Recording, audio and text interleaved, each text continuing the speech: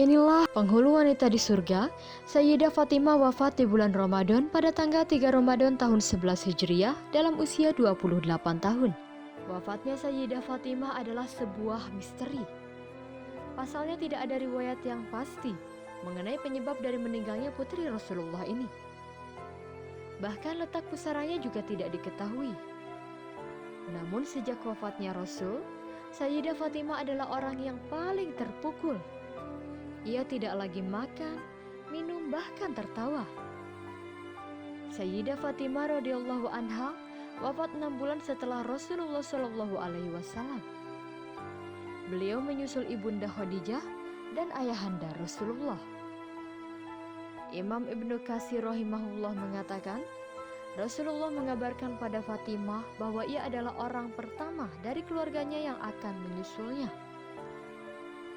Beliau berkata kepada Fatimah, "Tidakkah engkau ridho menjadi penghulu wanita di surga?" Dalam kitab Ibnu Katsir Al-Bidayah wa An-Nihayah menjelaskan bahwa Sayyidah Fatimah adalah putri bungsu Nabi. Tidak ada lagi anak Rasulullah yang masih hidup kecuali Sayyidah Fatimah.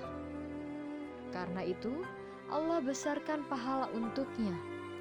Dialah satu-satunya anak Nabi yang sangat merasa kehilangan Rasulullah. Suatu ketika setelah mandi, Sayyidah Fatimah mengenakan pakaian yang bagus lalu pergi tidur. Ia berbaring di sebelah sang suami dan berpesan bahwa kematiannya sudah dekat dan tidak ingin dimakamkan dengan upacara pemakaman. Sayyidina Ali hanya bisa menangis mendengar istrinya mengatakan hal tersebut.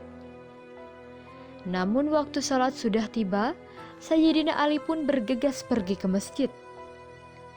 Pada saat Sayyidina Ali berada di masjid itulah Sayyidah Fatimah meninggal.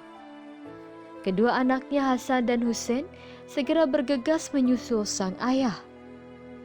Sayyidina Ali pun kembali dengan penuh duka. Ia kemudian memakamkan istrinya sesuai dengan permintaan terakhir sang istri. Tidak ada pelayat atau kerabat dekat dalam pemakaman tersebut.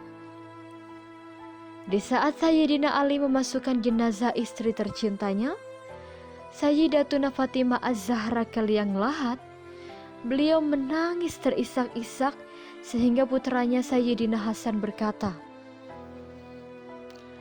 "Wahai ayahku, gerangan apakah yang membuat dirimu menangis sedemikian rupa?"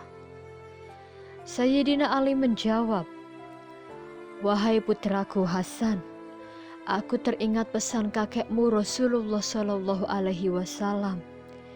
Beliau bersabda, kelak jika puteriku Fatimah telah tiada wahai Ali, maka akulah yang akan pertama kali menerima jasadnya di liang lahat. Dan demi Allah wahai Hasan putraku, aku melihat tangan kakekmu Rasulullah Shallallahu Alaihi Wasallam menerima jasad ibumu Fatimah. Aku melihat kakekmu Rasulullah Shallallahu Alaihi Wasallam menciumi wajah ibumu Fatimah." Sayyidina Ali bin Abi Thalib pun berkata,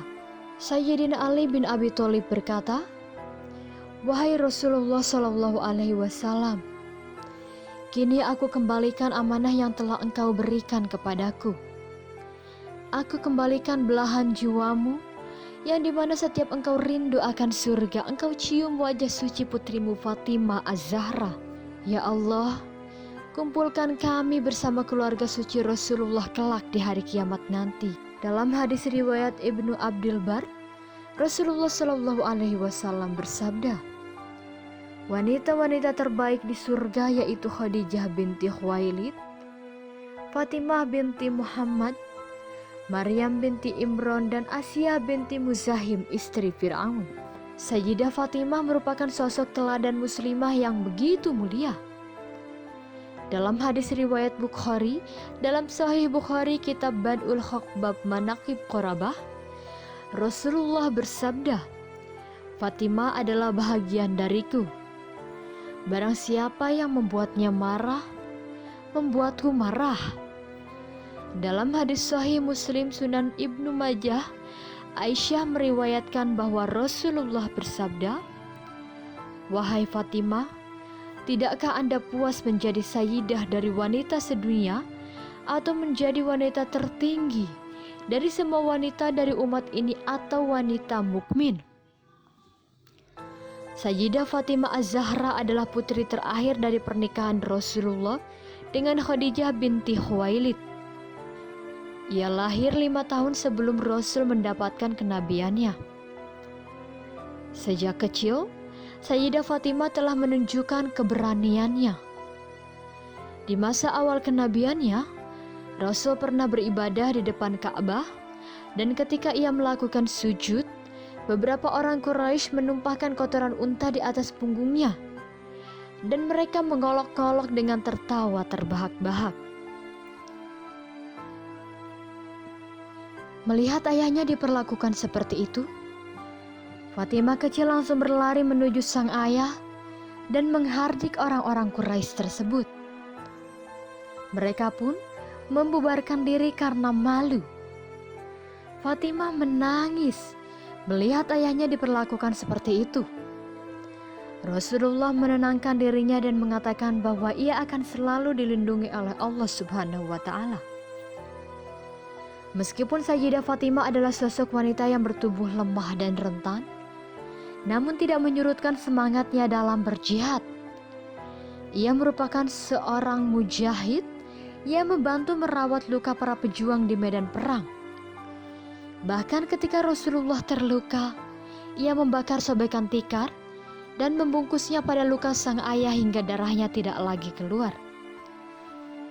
Sayyidah Fatimah adalah anak kesayangan Rasul, hingga Rasul pun tidak sembarangan memilih jodoh untuk putrinya. Meskipun Umar dan Abu Bakar berusaha meminangnya, namun Rasul memilih menunggu keputusan Allah untuk jodoh Fatimah.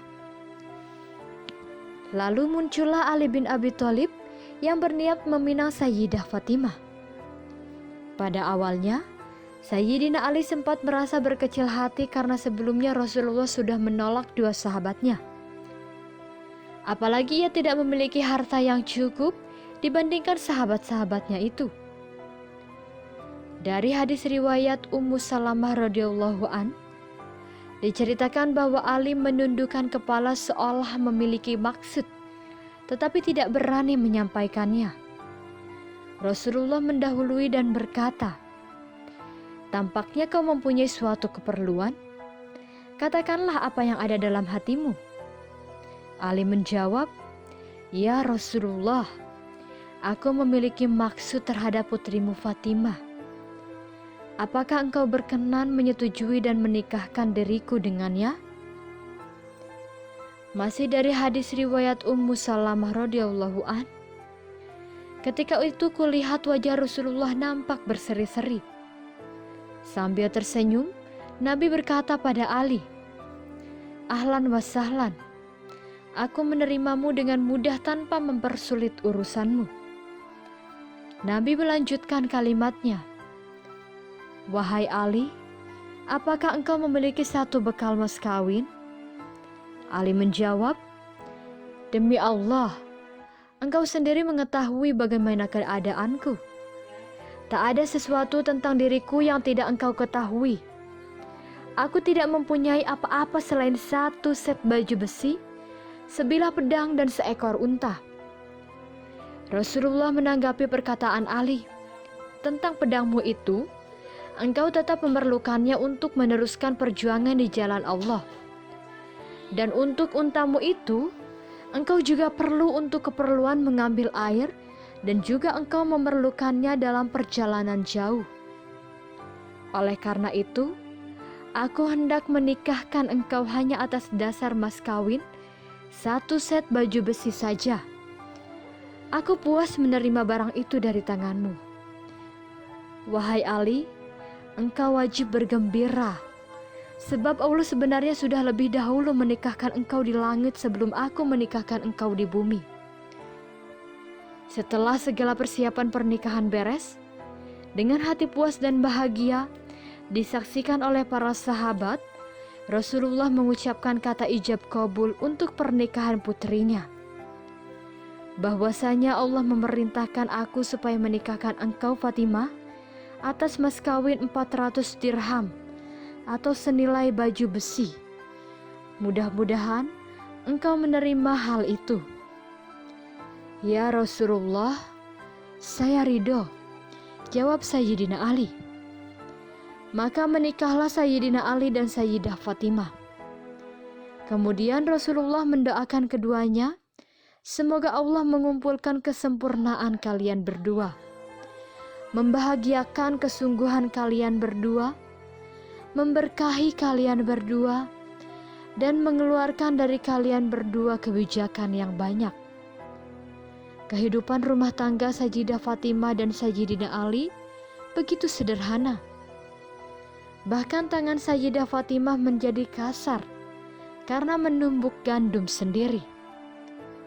Saat itu Sayyidah Fatimah memiliki bayi yang bernama Hasan dan juga sedang hamil Husain, anak keduanya, sehingga merasa kewalahan karena mereka tidak mampu membayar seorang pembantu untuk melakukan pekerjaan rumahnya.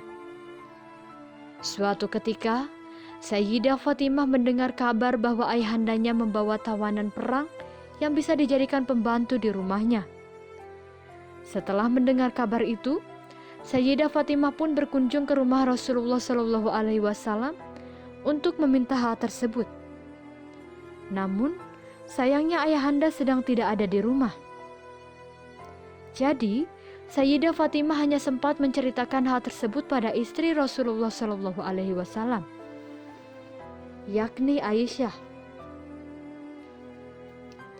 Setelah sholat Isya, Aisyah menceritakan hal tersebut pada Rasulullah, dan Rasulullah SAW mendatangi rumah Sayyidah Fatimah. Dari Ali bin Abu Thalib bahwa Nabi SAW datang kepada kami sementara kami sedang bersiap-siap untuk tidur. Aku hendak berdiri, tetapi beliau bersabda, "Tetaplah kalian berdua di tempat." Lalu beliau duduk di antara kami, sampai aku merasakan dinginnya kedua kaki beliau di dadaku. Beliau bersabda, "Maukah kalian berdua aku ajari apa yang lebih baik dari apa yang kalian berdua minta kepadaku? Jika kalian berdua hendak tidur, bertakbirlah sebanyak 34, bertasbihlah sebanyak 33, dan bertahmidlah sebanyak 33. Ia lebih baik bagi kalian berdua daripada pembantu." Sungguh mulia Sayyidah Fatimah sebagai putri Rasulullah, yang sesungguhnya jika beliau menghendaki apapun, insya Allah akan diberikan. Akan tetapi Sayyidah Fatimah lebih taat dan patuh terhadap Rasulullah SAW. Semoga menjadi tauladan wanita dan putri-putri muslimah yang ingin menjadi para wanita ahli surga, insya Allah.